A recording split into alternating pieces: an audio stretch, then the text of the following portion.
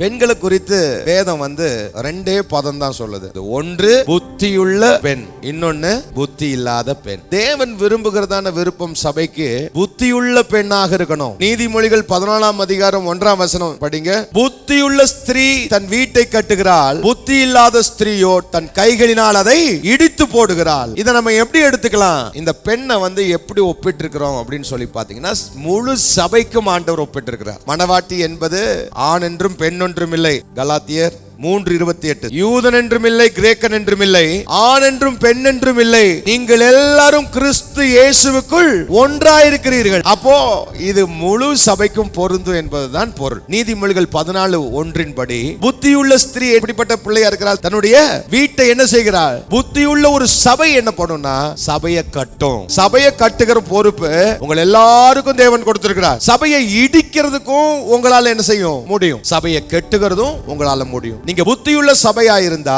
தேவன் விரும்புகிற ஒரு புத்தியுள்ள மனவாட்டியா இருந்தா, நீங்க சபையை கட்டுவீங்க. நீங்க புத்தியற்ற ஒரு மனவாட்டியா இருப்பீர்களானால், நான் இருப்பேனே ஆனால் நான் சபையை இடித்து போடுவேன். என் கையினாலேயே நான் இடித்து போடுவேன். அன்பு தேவ பிள்ளைகள், இன்றைக்கு உங்களை ஞானத்தினால தேவன் நிறைப்பாராக.